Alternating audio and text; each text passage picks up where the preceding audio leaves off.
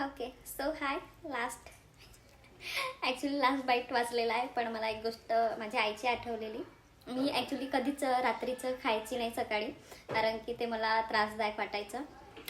But आज लग्न झालेलं आहे माझं आणि मी स्वतः हे रात्रीची चपाती होती आणि आलूची भाजी उरलेली होती. तर मी काय केलं की माझी आई नेहमी म्हणायची की अन्नाला वाया जाऊ देऊ नये. सो आणि अन्नाची किंमत तेव्हाच कळते जेव्हा तुम्ही पैसे कमवायला लागता किंवा काय म्हणतात असं खूप प्रकारे तुम्हाला पैशाची जाणीव व्हायला लागते. तर हां, मला पण ती आता होते आहे. आणि अन्नाला वाया जाऊ देऊ नये म्हणतात. फेकू पण नाही, एकतर ते प्राण्यांना द्यायचं असतं किंवा स्वतः खाऊन घ्यायचं.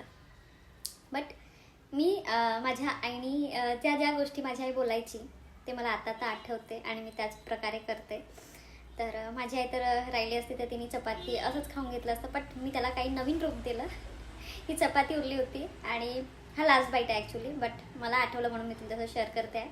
गोल चपाती म्हणजे गोल चपातीमध्ये मी हे आलूची भाजी उरलेली होती ती टाकली आणि त्याला छान फोल्ड करून तव्यावर असं गरम ऑइल टाकून गरम केलेलं आणि त्याला कट पीस केलेत आणि हा शेवटचा पीस उरलेला आहे.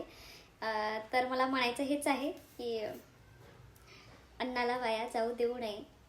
ते अशा प्रकारे करून तुम्ही खाऊ शकता आणि एनर्जी पण मिळते, सकाळचा नाश्ता पण होतो आणि डोंट वेस्ट.